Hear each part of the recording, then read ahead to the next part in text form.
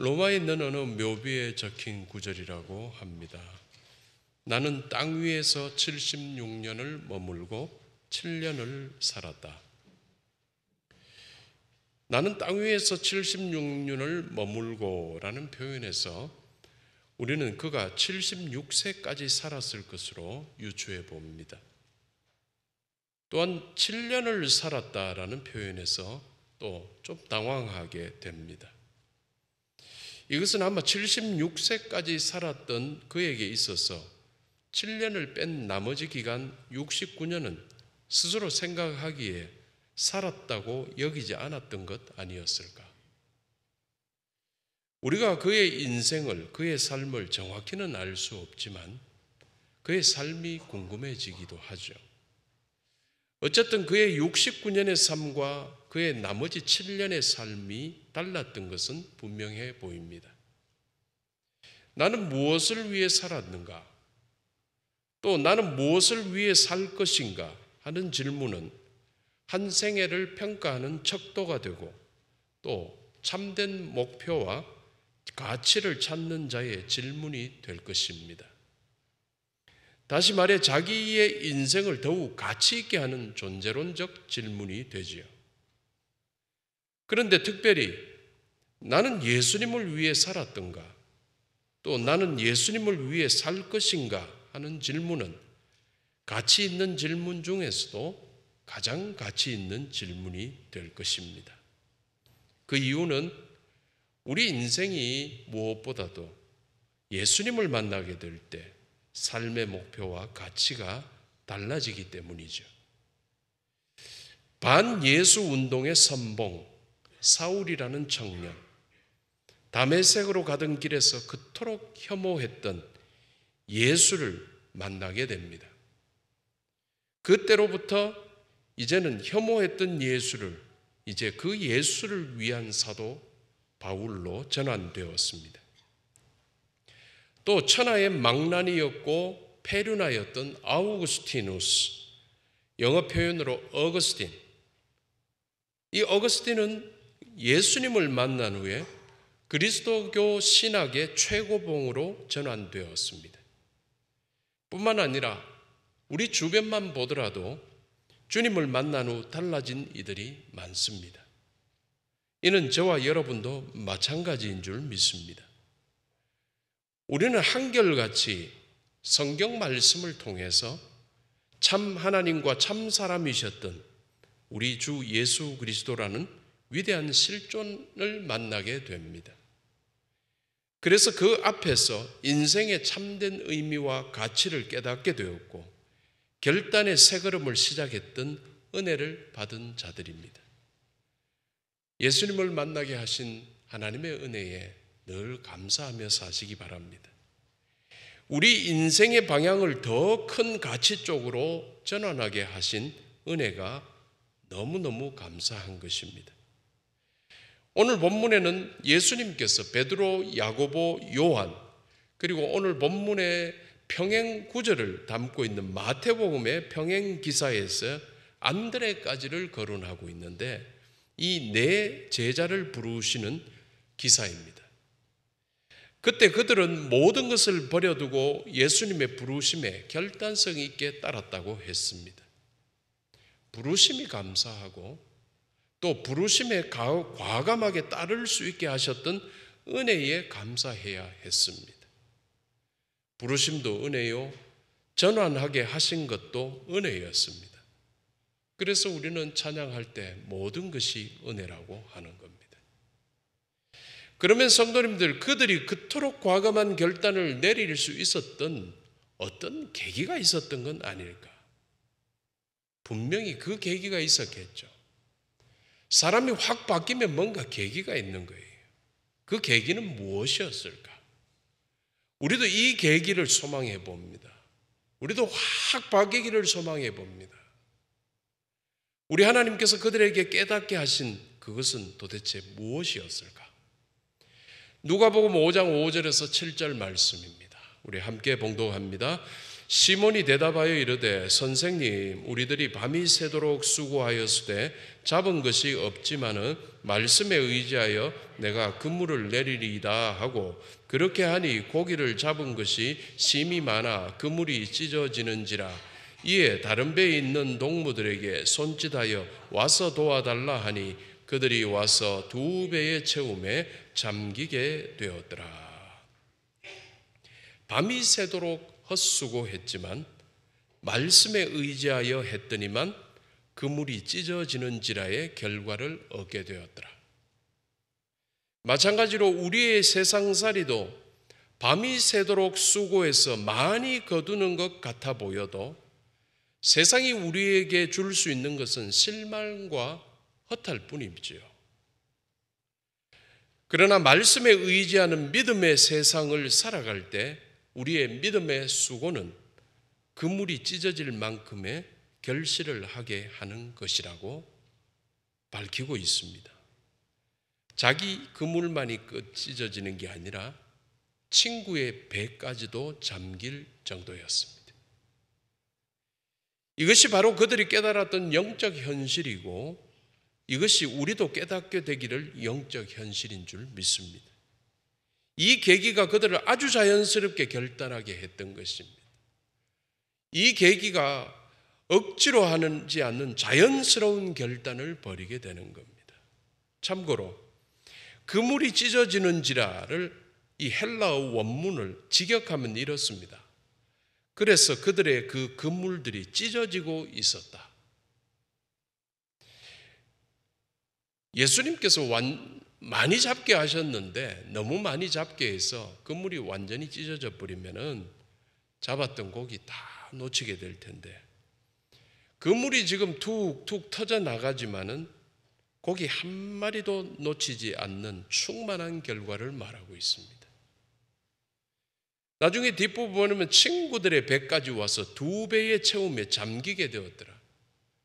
고기가 너무 많이 잡혀가지고 막 기쁨으로 고기를 끌어올려 씻다 보니까 배가 견딜 수 있는 하중을 넘어서면서 배가 물에 꼬르륵 잠겨버리면 잡았던 것 다 놓치게 되는데 잠길 듯 하면서도 끝까지 고기를 담아서 버텨주는 배였습니다.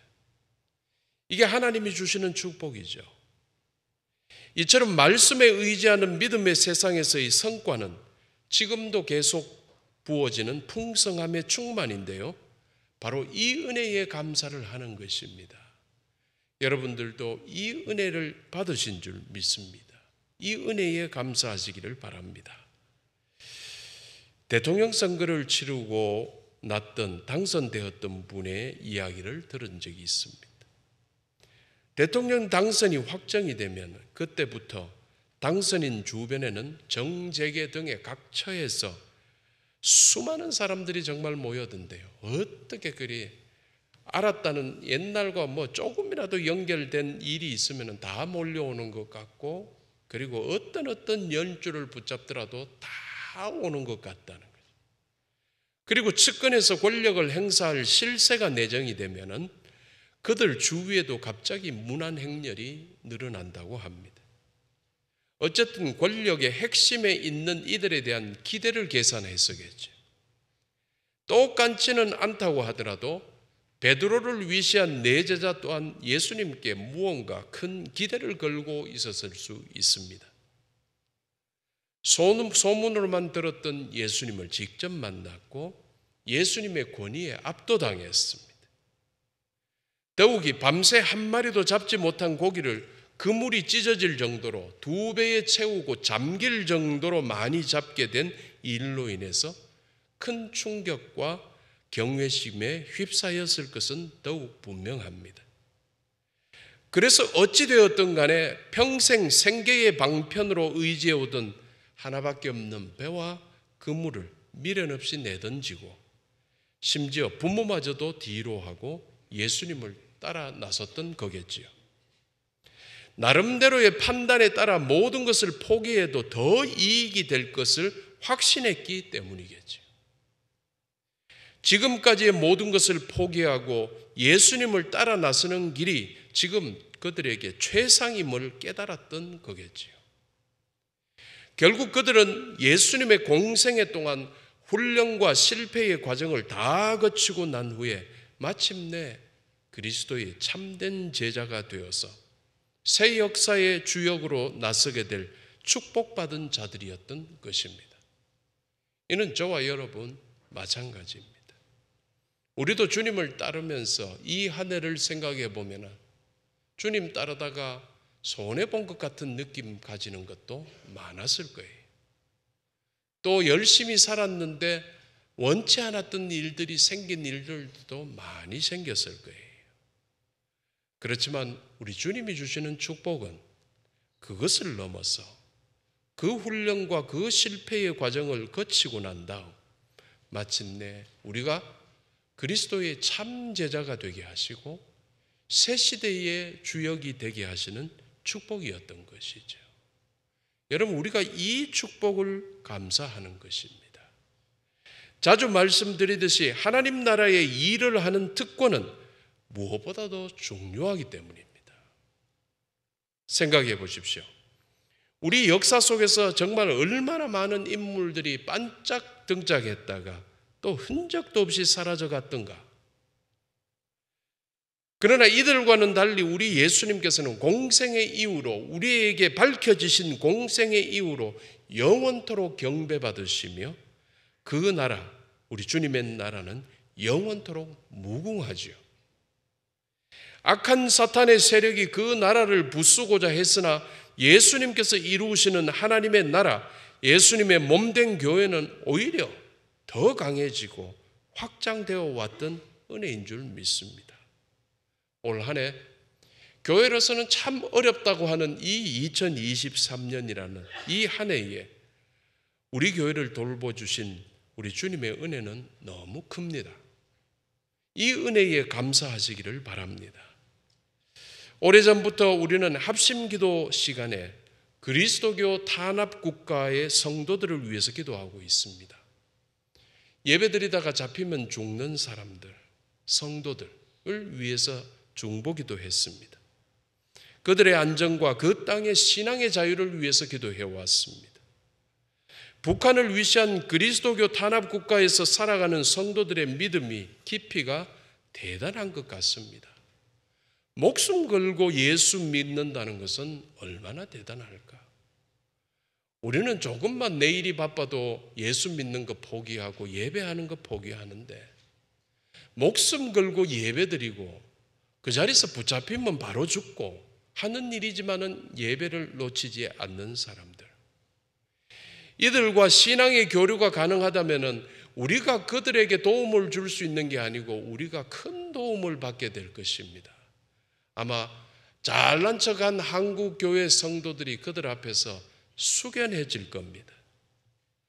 그들이 목숨 걸고 예수님을 믿는 결단에는 분명 어떤 계기가 있었겠지요. 그래야지 목숨을 걸지요. 이들처럼 또한 오늘 본문의 제자들처럼 오늘 우리도 전환하게 하시는 깨달음의 은혜를 받고 이 은혜 안에서 감사하며 목숨 걸고 주님 섬겼으면 좋겠습니다. 모두 이러하시기를 주님의 이름으로 축원합니다. 누가복음 5장 8절에서 10절 말씀입니다. 함께 봅니다. 시몬 베드로가 이를 보고 예수의 무릎 아래에 엎드려 이르되 주여 나를 떠나소서 나는 죄인이로소이다 하니 이는 자기 및 자기와 함께 있는 모든 사람이 고기 잡힌 것으로 말미암아 놀라고 세베대의 아들로서 시몬의 동업자인 야고보와 요한도 놀랐음이라. 예수께서 시몬에게 이르시되 무서워하지 말라. 이제 후로는 네가 사람을 취하리라 하시니. 예수의 무릎 아래 엎드려 베드로는 새로운 깨달음을 고백합니다. 나는 죄인으로소이다. 베드로뿐만 아니라 영적 현실을 깨달은 자가 보게 되는 또 다른 영적 현실입니다. 주님께서는 하나님이시고 저는 죄인일 뿐입니다. 미국 35대 대통령 존 F. 케네디 백악관의 집무실에는 조그만 명패가 있었다고 하죠. 그 소개할게요. Oh God, Thy sea is so great and my boat is so small. 오 하나님, 당신의 바다는 너무 넓고 나의 배는 너무 작습니다. 성도님들, 이 모든 깨달음이 다 같은 것이라고 할 수 있지 않겠습니까? 이 깨달음의 은혜를 받은 자들에게 주님께서 드디어 주시는 말씀이 있죠. 네가 사람을 취하리라. 이제 사람을 낚는 어부가 되리라. 성도님들, 이처럼 우리 주 예수 그리스도의 존엄하고도 숭고한 인격 앞에 선 모든 인생은 이전의 삶과는 다른 차원이 이전의 삶과는 차원이 다른 그 무엇을 발견하게 되지요. 우리도 이것을 발견하고 주님을 믿어야 하죠. 우리가 예수 그리스도를 만나게 되고 구주로 믿게 됨을 감사하는 거지요. 예수 믿게 된 것이 그 어떤 것보다도 감사합니다. 예수 믿게 된 것이 그 어떤 일보다도 가장 잘한 일입니다. 가장 큰 축복입니다. 제자들 물고기 잡아서 하루하루를 살아가던 가난한 어부들이었지만 사람을 취하는, 사람을 낚는 어부가 되게 하리라 라는 예수님의 말씀이 주어졌습니다. 물고기 잡는 사람과 사람을 취하는 사람이 차원이 달라졌습니다.